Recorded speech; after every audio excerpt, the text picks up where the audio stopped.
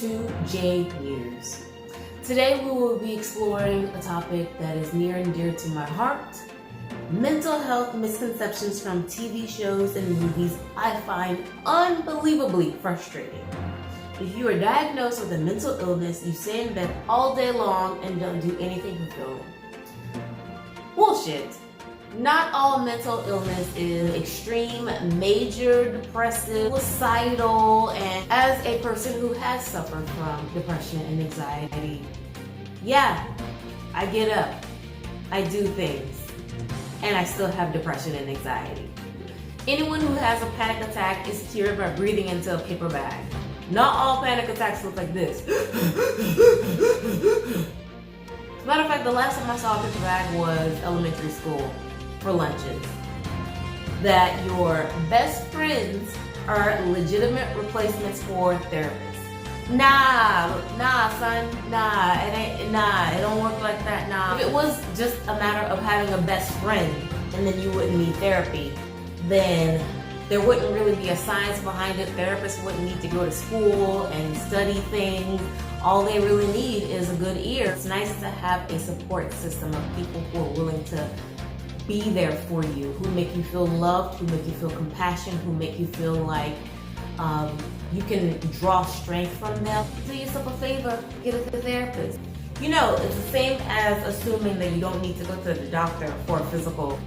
As long as you have a friend who's watched all the episodes of Grey's Anatomy, then you're good. You can go to them for advice. Antidepressants immediately cure everything the second you start taking them. That is such bullshit. I know there was a point in my life I thought that was the case. I was like, no, fuck that. I'm not taking no fucking pills. I don't need no happy pills. Fuck that shit. I might as well just snort some cocaine if that's the case.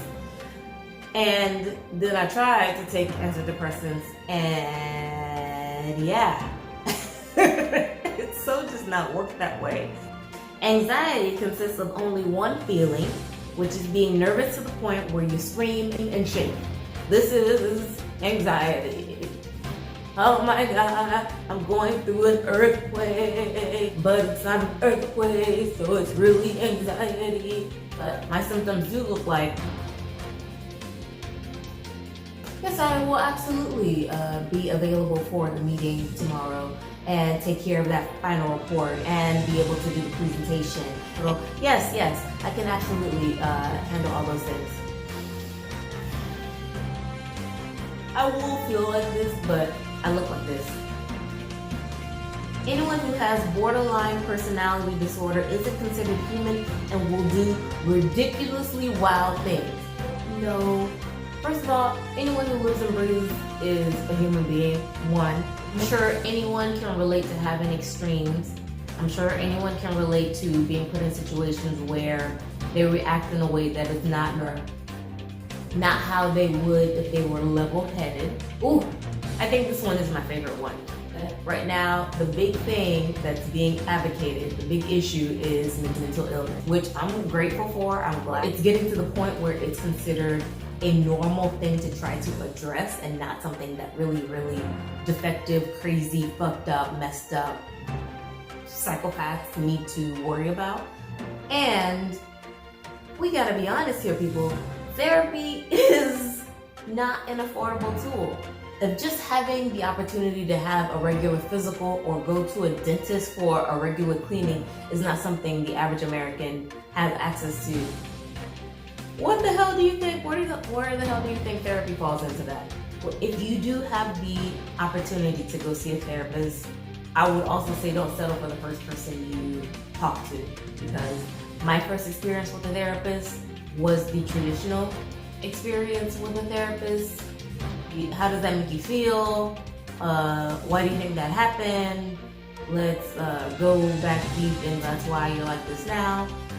Although there may be some truths to those things, I don't respond to those kind of questions or that kind of conversation. So I did sit there thinking, all right, I guess since in a therapist's office, this is kind of what to expect and what I'll get. So I'll just go with it. Maybe, you don't know what you need.